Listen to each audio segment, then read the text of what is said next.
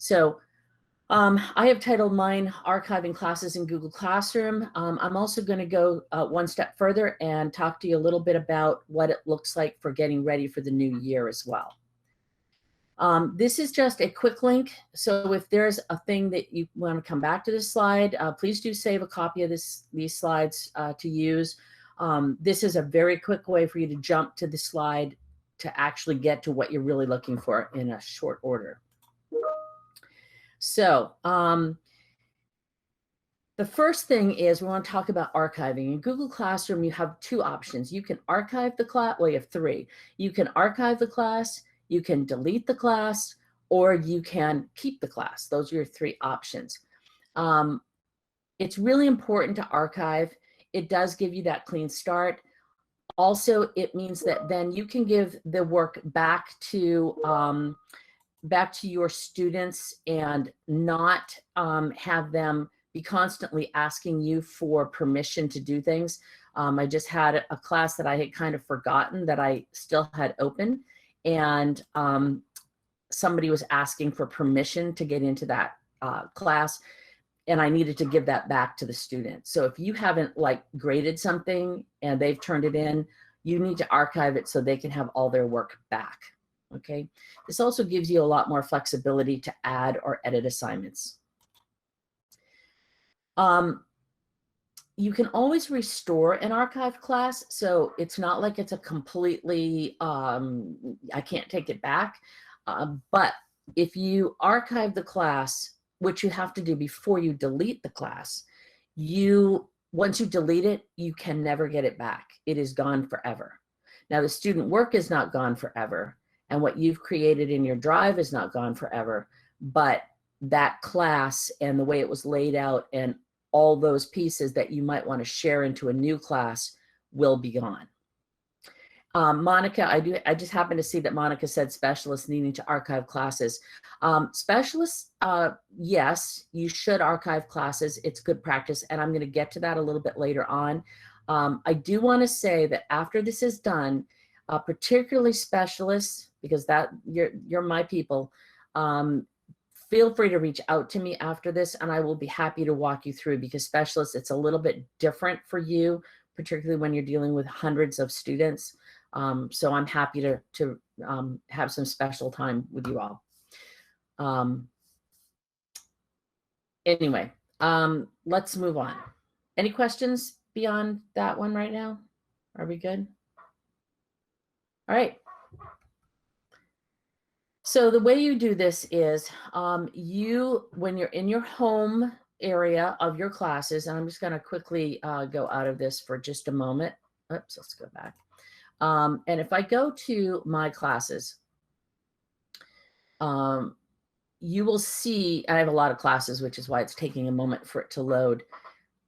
You will see on these three dots up at the top, when you click on this, you have the archive option, right? So that's where you would find it. And I just put that in here showing that that's the drop down. Once you've archived that class, this is where it shows up down here. It's in the very bottom of your list. So if I come back here, I go to the hamburger, sometimes people call it, Google is all about food, right? The hamburger, the waffle. But if you go to your hamburger here, your three lines, and scroll down, you'll see here is where your archive classes are. Melanie, did you have something you wanted to say? Yes, Barb, there's a question from Kim, and she asks, what do you recommend we have students do with the classes in which they're enrolled? Excellent. So once you archive that class, it automatically goes to their archived section down here. And so it no longer shows up in your main home classroom. So that's probably better than unenrolling, but they actually have the ability to unenroll themselves from a class. I prefer that you not tell students that they can unenroll from a class, because then they sometimes, particularly our middle school students, might decide they don't want to be in your class anymore, and they just unenroll themselves. Even though they'll probably find it at some point, once you archive the class, it disappears from their main screen and it goes down to that archived space. That would be my recommendation. Did that answer it okay for whomever asked the question? Yes, good. I think we're all set, Barb. Super. All right. So I just showed you where your archive class goes. Again, when you archive a class, it stays in Google Classroom until you fully delete it. I am not a fan of deleting classes. The reason for that is it still allows you to view that class. You have the option to restore it, and it gives you the option, if you wanted to go back and reuse an assignment from there, it would allow you to reuse an assignment if you needed to. Okay. Yeah, and Corrine, yes, they can still do their work. All their work lives on their drive. It's only, it's kind of a virtual link really into the classroom. So whatever they create lives in their drive. Whatever you create lives in your drive. They have a class folder. Every time you create a new Google Classroom, it creates a new class folder. And that's found, for those of you that aren't sure where that's located, in your drive, you actually have a class folder if you haven't deleted it. It says classroom. So I've just made mine green. So it keeps reloading. But if you open that classroom folder, and this is the same for your students, every classroom you've created or that you're a part of has a folder in it. And so you can actually go in there and see any work that has been put into that folder, right? So, for example, if I just go to the Alston Ridge Digital Learning Classroom, in here, it has everything we've posted, all right? So that's just things that I've created or that I have shared with me that Melanie and I may have created, all right? And thanks, Mary Clay, I appreciate that. So to view your archive class, as I mentioned, you go up to the menu or the hamburger, if you will, and that gives you the archive classes. To restore it, you just go to the classroom, and again, you click on the 3 dots, and then you just click restore. So if I come down here to my archive classes, which I finally archived everything that I needed, you notice it's got lines through it so that you know that this is an archive class. So if I want to restore it, I merely click on the 3 dots. Some people call that, I know we're back to food. I haven't had lunch, so I'm back to food. Some people call it the ice cream cone because it's got 3 scoops. Can you tell I taught elementary school for a long time?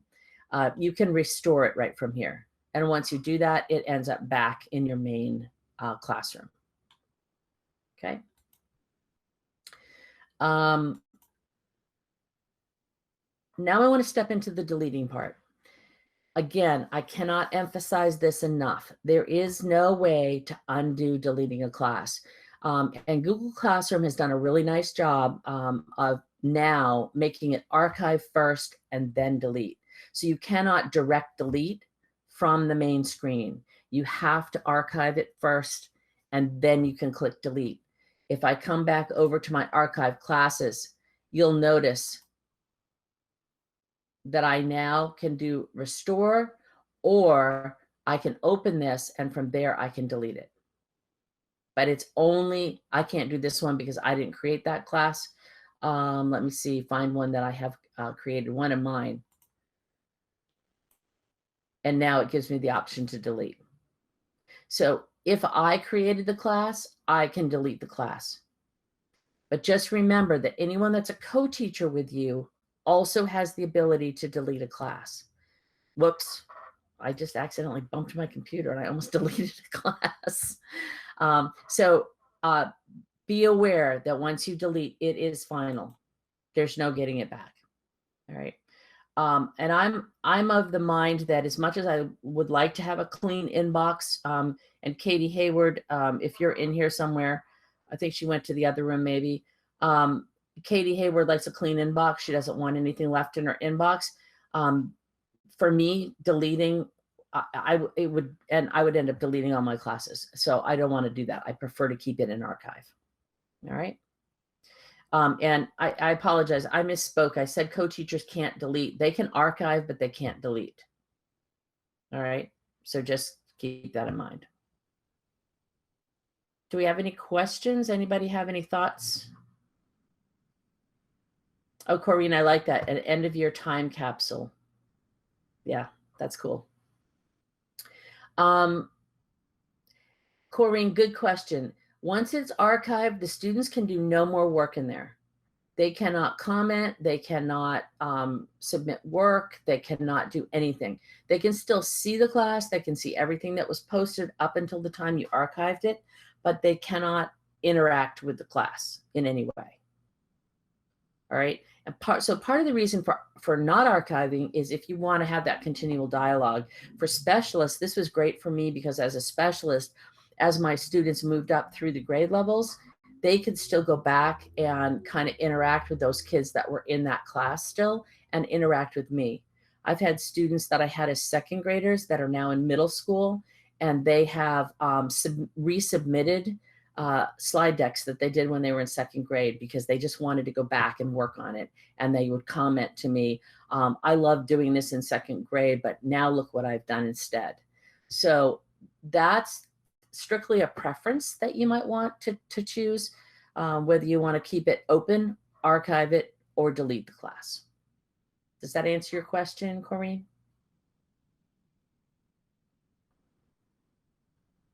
I'm going to take that as a yes. Wait, sorry, that was me. I was mistaken. So you say that you leave your specialist class open so that you can let your students keep going through, but we should archive the homerooms. Yeah, I have done it both ways. I have Okay. recently just archived everything in my previous years, just recently. Partly because the archiving feature is fairly new within the last couple of years. Right. So for specialists, again, there are some reasons to keep it open, but there's some reasons not to. So again, it's a personal decision. And as a specialist team, if you're sharing the specialist team, as I say, reach out and maybe we can have a conversation. Yeah, Melanie, something you'd like to say?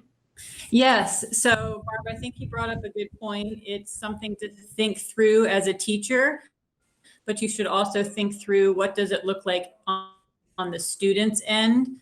I personally have an 8th grader and an 11th grader, both going to be 9th and 12th grade next year. You can imagine by the time a student gets to 12th grade, if teachers have not been archiving, it is up to the student to decide what to do with these classes. If teachers are archiving because that they think that student is no longer going to have to or need that course, it might be a good idea to archive. So just also think through the student, what it looks like in the student's classes as well. Yeah, that's very true. Thank you, Melanie, for that. Because if they've got, 30 classes, granted, they can drag and move them around the way they want, but that's a lot of clutter. And particularly for easily distracted students, the less that's cluttering up their homepage, the better. In particular, elementary kids may not know that they can drag and move those around. So they might just always see my face because that was the first class where it's done alphabetically. So those are just some things to think about. So Jennifer, archiving assignments, no. So when you archive the entire class, and those assignments still live on your drive. So you still have access to them. But when you archive them, that just means that the students won't interact with the whole class anymore,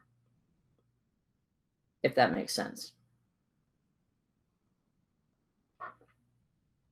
Oh, Kim, great question. So Kim's question, what if a primary owner of a classroom retires or leaves? Will the co-teacher have to copy it? So if they're a co-teacher on that classroom, they would have to copy it over. they can still have access to it as long as it's not deleted. And once that person leaves, it can never be deleted. And I think I want to verify that what I just said was correct. But I think best practices would be a co-teacher should copy it. That would be best practice. Yeah. So you really can't do that, Jennifer. You cannot make the comment was hoping to make some assignments not active within the classroom, but not delete them. You know, you can, yeah, you'd have to delete them. That would be the only way. Thanks, Mary Clay. Appreciate it. All right. Any more questions now about deleting the classes? All right. So this just goes through how to delete it. And I walked you through that as well. So I won't read the slide to you. So here's kind of speaking towards what you were talking about. Whoever that was, I'm sorry, I can't remember who was asked it. Kim, it was Kim. So you can transfer ownership of a class to a co-teacher. You can do that, but the co-teacher has to accept the transfer. Because if they don't accept the transfer, it just hangs in limbo. Because only the primary teacher can delete, as I mentioned before. So if let's say somebody hasn't been a co-teacher on the class, but we know somebody's going to retire or leave or whatever they're going to do, leave the school, you might want to add someone that could be in charge of that class, if that makes sense. So maybe the person's not a co-teacher right now, but you think, uh-oh, I'm going to be leaving, so I better add someone to this class and then I can transfer the ownership over. I just answered my own question. I couldn't remember. All right. Are we good there? It's so quiet. I feel, you know, like I'm sitting here talking to myself, which I am kind of. I think we're good so far. All right, great. Great job, Barb. All right, thanks. So who owns the class materials? Because this is another piece of it. When you transfer the ownership, what happens to those class materials? So after you transfer it, the primary teacher owns the class Google Drive folder, the materials in that class templates folder, and all turned in student work. All right, so this is really important. The new primary teacher actually gets access to everything. It all moves over to that new primary teacher. All right, so anything that was the original owner's work, if they want to keep that, they need to copy it or copy it back from the new primary teacher. And that's not primary like elementary school. That's the new owner of the class, just to be clear. All right. The next one, this one here, who owns the deleted materials? This is really important. If you have that account, the G Suite for Education, which we have, and I took this directly from Google's site, help site, so that I was sure that I didn't make a mistake in this one. If you delete the files before the ownership transfer, you remain the owner of the deleted files. Okay, so I'll say that again. If you delete the files before the ownership transfer, you remain the owner of the deleted files. So this link right here goes out to Google's help site, support site, and this is how you would actually go through the process of making someone else the owner of the files. All right. So there's more involved than just copying the class. There's more involved than just transferring the ownership. You have to be sure you've made some changes to your files as well. Some of you may have noticed this when you were creating a collaborative slide deck with images, and one person owned the images and then either moved the images or didn't share the images. Then you got broken images in your slides. And I know I've worked with some of you around that same topic. So remember, the ownership and the sharing still all becomes the same. Recommendation, if you are, and this is kind of more speaking to the specialist piece. So specialists, if you have a shared folder, a shared drive, if you will, that all of your class materials live in, that makes it a lot easier, because then everyone owns those documents and it's not as difficult to transfer everything over, if that makes sense. So I'm going to pause there and let that sink in. Susan's, yes. So Susan, deleting the assignment, if there's something attached, when you delete the assignment is gone, but whatever was attached to the assignment is not. So this is why I say, if you archive things, then you're better off to do that. Does that make sense? Head nodding. Good. All right. Good. So I think we're ready to move on. There may have been one more question, Barb. Corinne. Yes. Yeah. So, Corinne, that's a great question. And again, it comes down to your individual team and how you work. So there may be shared things that you want to put in a drive that you might have access to. For example, Melanie and I share a drive for all the work that we do for our area. And even though there might be things in there that are specific to something that I might be doing, she has access to it. So if I step out the front door and get run over by a car, that would be very bad. But if I did that, she would have access to all of those files and she could recreate what she needs. Again, it depends on how much stuff you have, but I'm just a firm believer that the more you're sharing, the easier it's going to be to recreate something you need to recreate. If somebody, leaves suddenly, I don't know, just not trying to be, scaremonger in any way, but I always feel that we're better together, and that if you share everything, everyone has access, and that just makes it simpler. It's just my suggestion.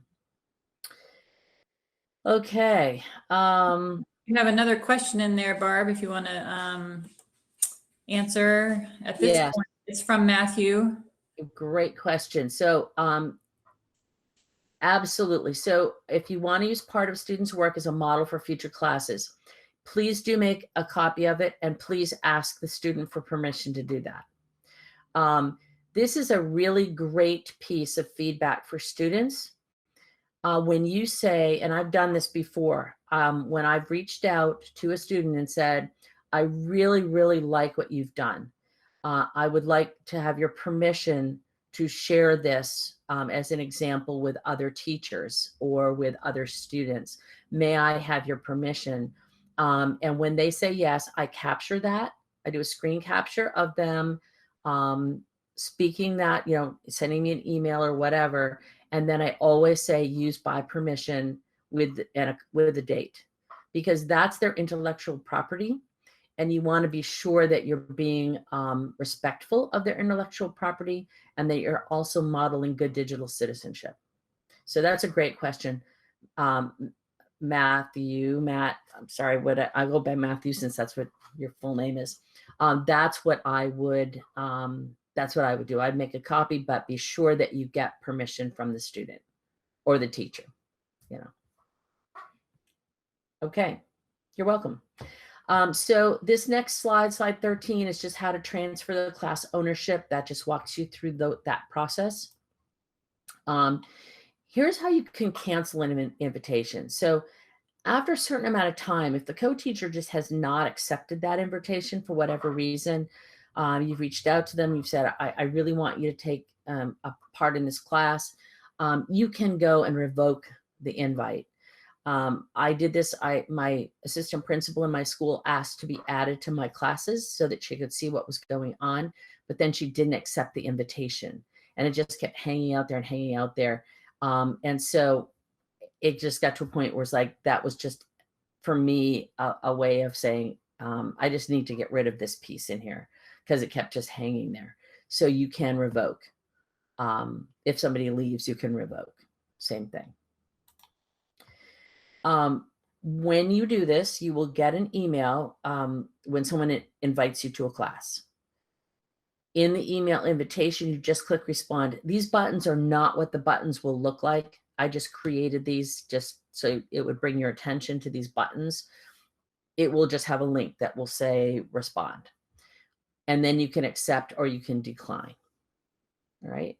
And then there's a confirmation that goes back to the original owner just to show that the transfer was finished. And of course, they'll see your face pop up in their class, but that will just give them notification. All right.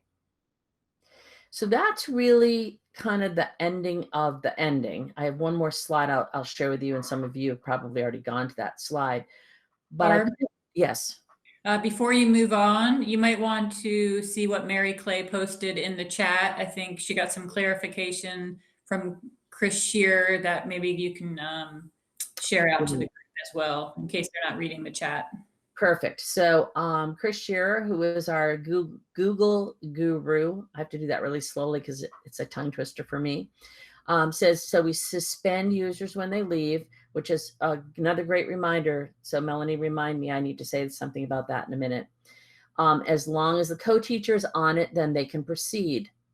But in capital letters, it's probably best to have them change to the primary if they're going to keep using the same class. Also, if the teacher's already left, you can just put in a ticket and have it done that way as well, just asking to be made the primary. And they can do that pretty quickly and easily. So that's great. That's a great safety net. If somebody does leave and you forgot to do this or they forgot to do this, central services can restore that for you. That's great. Thank you, Mary Clay. That's awesome information. I'm going to make sure that I capture that and put that into this slide deck as well.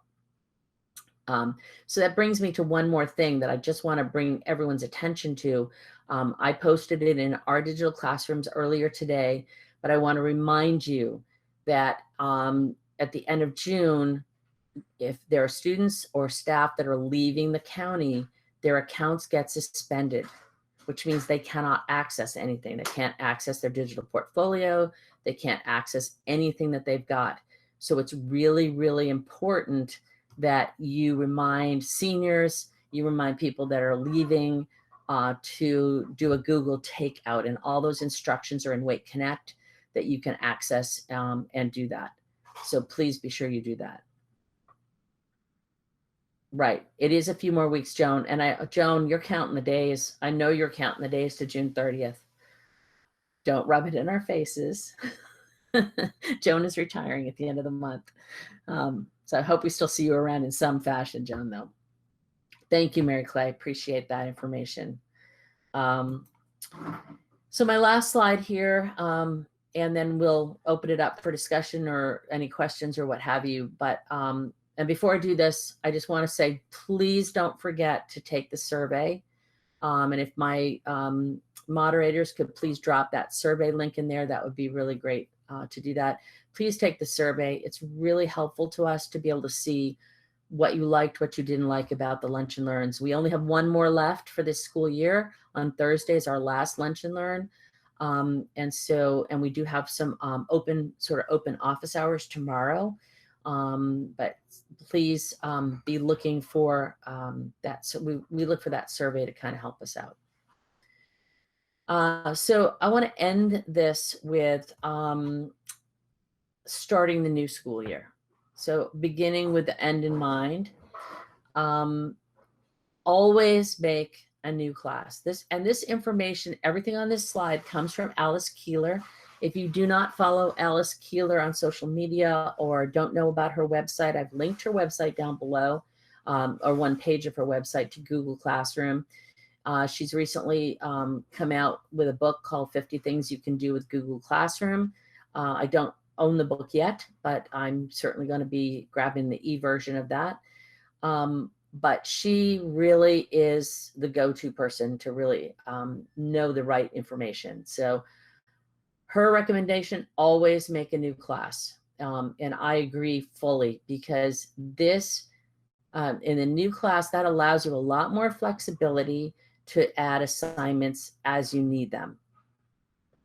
Oh, she's converting to Microsoft Teams. Well, it's great to be converting to Microsoft Teams if everyone has access to Microsoft Teams. But anyway, that said, some of this information is great. Reusing the post is the absolute way to go. Reusing from another class, you're always going to change what you did. Nobody, I hope, nobody just takes exactly what you did last year and copies it and does exactly the same thing. Because even though you might be, particularly our middle school, high school folks who might be teaching, particularly high school, teaching that same course over again, and the materials might look the same, but the assignments hopefully are going to be reworked and improved upon and so forth, especially going, excuse me, especially going from what was remote learning into what will be blended learning. And remember, the attachments are not attachments. They're just links from your Google Drive. So you just are going to pull those up and be able to reuse those. So, Corrine, if you have a grade level classroom that we use that's shared with counselors, but they're changing schools, but yeah, Corrine, I would say that would be an individual discussion, particularly with those counselors, because there might be something that they need to copy out of there before they leave. So I would just have the conversation, say, if there's anything you want, as of such and such a date, I'm going to remove you from the classroom. So please make sure you get that done. That would be my recommendation. And that's all I have for you all today. That was a lot. I know I talked at you for the whole time, and I apologize for that, but you have the slide deck. Please feel free to use it. Please feel free to share it. Excuse me. And I will add the information that Mary Clay dropped into the chat. I will add that into these slides so that you have that access as well. Any other questions? Oh, Andrea, that's a great question. Yeah, there's a perfect way to remove the turned in. You just return it to them. So the general classroom question was if they clicked turned in, but they didn't put anything on the turned in, you just return it to them. So when they click turned in, you become the owner of whatever it is. And if there's nothing there, there's no reason to have it. Just return it to them. And if you haven't returned things to students and you, at any time, if you haven't returned them, you are the owner. They cannot edit that document anymore until you return it back to them. Any other questions? Oh yes, thank you, Kurt. Great reminder. There are DLCs that are available over the summer for those of you that might be in a year-round school, or just, you know, for whatever reason you feel like you need some assistance over the summer. There are a number of DLCs that are on a different calendar. Melanie and I happen to be on a traditional calendar, but if you go to the DLC website, which is dlc.wcpss.net, you can find who is available on that website. Thanks, Kurt, for the reminder. Yes, thank you, Jennifer. Yes, a student can unsubmit on their side too. And Jennifer, you have your hand raised. Yeah, my question's easier to ask using my voice than typing in the chat. Sure. That's fine. I just wanted to make sure, because I had archived some classes, and then I had the students maybe a year or two later again, and we were talking about digital portfolios, and they were trying to add some of the stuff that they had done in those archive classes. And they weren't able to do that. And so I had to restore the class. But would the reason be because I didn't actually return it to them? They had just left it as turned in? That's probably the reason. Okay. So I need to make sure I always return things. I usually keep them because then that way I can present them from the Google Classroom and I have everything all in one spot and the kids can do their presentations from there, you know, but Right. but I'm gonna need, okay, so turning it in is the way they get access to it again, even when it's archived. I mean, returning it. Yes, yes, that is correct. Any other questions? All right. Well, thank you, folks. I appreciate your time. And I am going to actually wrap this up now. You're welcome to hang out here. I will be here for about another 5 minutes, and then I actually have to leave because I have an appointment. But Melanie may hang on a little bit longer to answer anything else that might pop up. Thanks so much. Have a great rest of your day and a great rest of your week.